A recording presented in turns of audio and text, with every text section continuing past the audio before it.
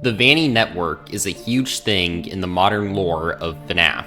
But what if I were to tell you that this isn't anything new? What if I told you the Vanni Network existed during FNAF 1, during FNAF 2, during the Bite of 83, even during the events of the new game Secret of the Mimic, which takes place in 1979. You think I'm crazy yet? Good, because now I'm going to convince you that I'm not.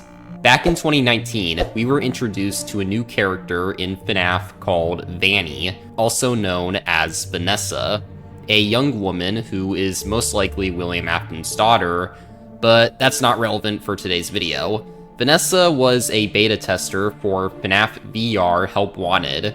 However, there was an anomaly in the game called Glitch Trap. Glitch Trap tricks Vanessa into collecting 16 tapes that causes him to reassemble and take control of Vanessa's mind. He then forces Vanessa to dress up as a white rabbit called Vanny. Glitch Trap is still around. He's in this video, and he will take control of your mind to make you like the video, comment, subscribe with notifications, and join my Discord server.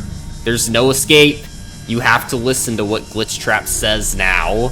Anyway, it's obvious that Glitch Trap is mimicking Afton. His main form is literally a yellow rabbit, and in both Security Breach and Special Delivery, Glitch Trap controls mini animatronics to kill people just like Afton used to. And in Security Breach, Glitch Trap literally turns himself into Burn Trap. Glitch Trap is basically the AI version of William Afton. So logically, I and many others assumed that Glitch Trap forcing Vanessa to dress up as a rabbit character was supposed to represent how she is Afton's servant, since Afton also kills people wearing a rabbit costume.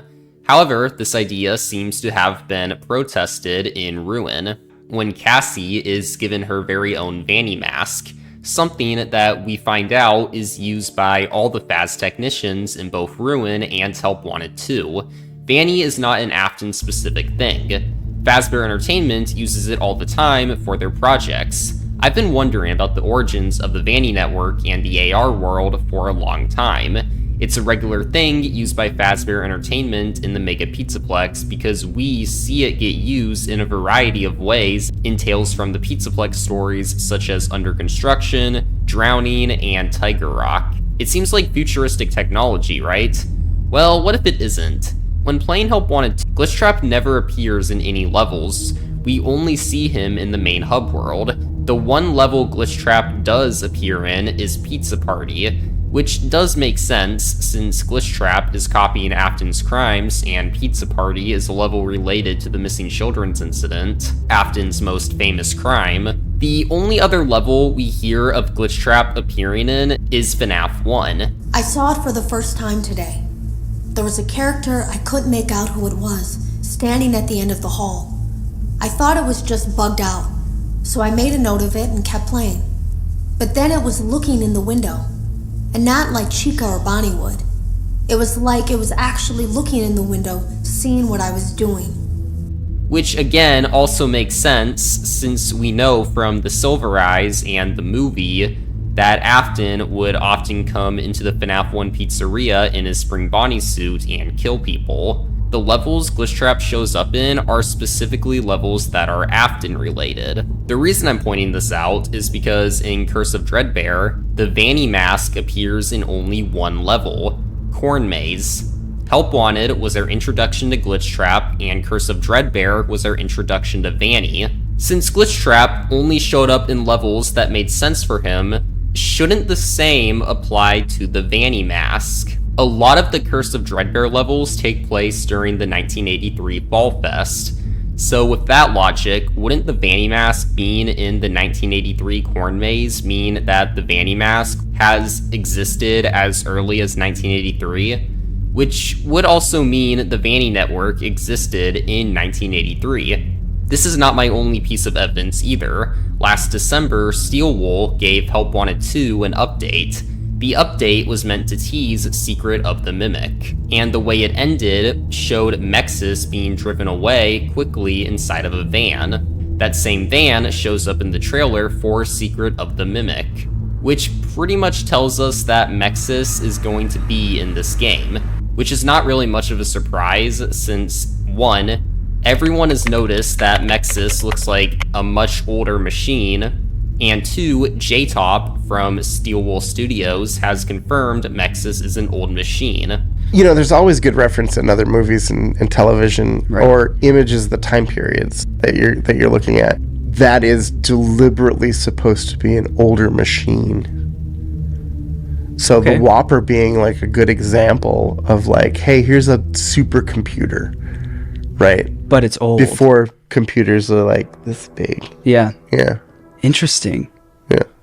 Interesting. Oh god, I feel like that was a big drop. It's like, this is not that's not a modern computer. No, it's not. Right? The model just is not a modern computer. No, it's not. Right. It's very old. It looks old. Right. With Ruin introducing us to MXES, who is said to be very old, and then MXES again showing up in a teaser for a game that has taken us back to the 70s and is about the Mimic, the thing MXES works hard to keep locked up under the Pizzaplex, it's pretty obvious Secret of the Mimic will be a MXES origin story.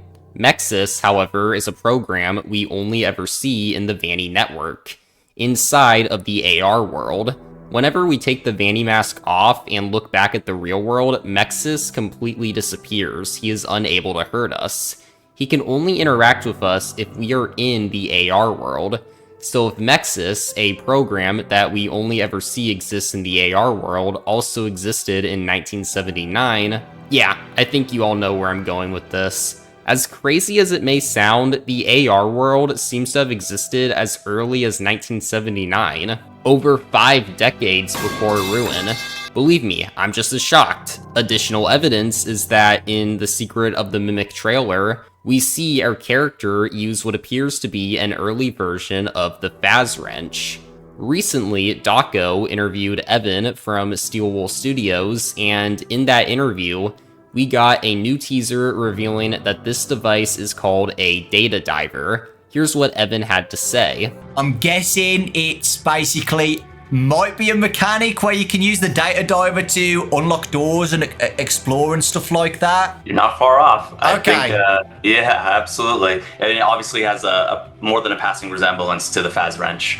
Yes. That's not unintentional, yeah. It is intentionally meant to look like a Faz Wrench, something that is a key component when using the Vanni Network. We also see our character use the data diver to access a program called Helper, an early version of Helpy, who also talks to you while you're using the Vanni Network. The Vanni Mask, the Faz Wrench, Helpy, and MXES are all being shown to exist in the earliest parts of the timeline. While I don't think it will be as advanced as we see in Ruin, I think all of this really implies the Vanni Network also existed in the early days of Fazbear Entertainment. But that leads to the question of who made the Vanni Network and why.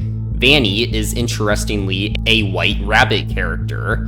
When Glitchtrap takes control of Vanessa, he makes her dress up as the Vanny character, which would imply Vanny does in some way have a connection to Afton, which isn't surprising since Vanny is a rabbit character, which makes me think William Afton is the one who created the Vanni Network and the AR world. More evidence I have for this is that we see Afton loves to manipulate the reality of those around him. In Dittophobia, Afton uses hallucinogenic gas to make the kids think that the nightmare animatronics in FNAF 4 are alive and coming after them. He does the same thing in the Twisted Ones, but with sound illusion discs instead. We also see that Afton does the same thing to the kids he killed who now possess the animatronics. The Silver Eyes, the Fourth Closet, and the FNAF movie all show Afton putting the kids in a false happiest day where their reality is completely warped, and now they think they are alive at Freddy Fazbear's Pizza. The Vanni Network is pretty much the same thing, going inside of a false reality, warping your own reality. Why do I think William would do this? It's because in the novel trilogy, the way William Afton is portrayed is that he's a pathetic loser. Midnight Motorist even shows Afton drinking and driving and harassing his son while drunk. In The Silver Eyes, there's many quotes about how, during his life, Afton felt abused and pushed around by those around him, how he was never attached to life and always shoved into the back of a crowd. He has a lot of self-pity and feels that the world owes him everything because of it. William never feels truly happy with his life until he kills the children and is able to force their spirits into a false happiest day. A happiest day where he is in control of their reality, where reality is what he wants it to be. Which kind of sounds like one of the first things that Helpy says when you get the Vanny mask in Ruin. Do not be surprised by your surroundings. You are still in the real world, but Fazbear Entertainment has made it better. William Afton is making the real world better for him. Secret of the Mimic, taking place in the 70s, also seems to be showing us a lot of William Afton's origins. For example, one thing Afton loves doing is torturing and killing people. In The Mimic, Edwin is a contractor for Fazbear Entertainment, and he is absolutely suffering. Quote, "He was behind schedule and totally overwhelmed. He didn't have time to take David to get the promised ice cream today, or any other day for that matter. But he'd have to do it. David would throw a tantrum to end all tantrums if Edwin didn't keep his promise." End quote. Edwin is already behind on turning the costumes Fazbear Entertainment wants into animatronics. He is also a single father who needs to take care of his son David, who is only 4 years old.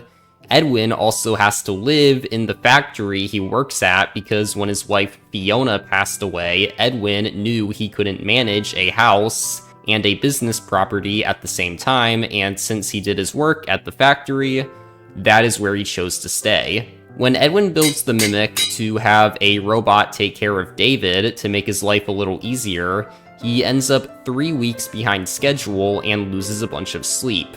Edwin is in an absolutely terrible situation due to his contract with Fazbear Entertainment. And if Edwin is suffering, I bet other Fazbear Entertainment contractors are suffering as well. This would be an early version of Afton torturing others and reveling in their pain. This theory was actually created by my friend Maitani, and I think it makes a lot of sense. We also see in Secret of the Mimic that Afton is sending multiple groups at a time to retrieve the Mimic from the factory, resulting in their deaths. An early version of Afton killing innocent people. Even a new teaser we got for Secret of the Mimic is showing Afton forcing his employees to stay up all night and continue working, saying this coffee machine will keep them running. You look terrible. I'm exhausted.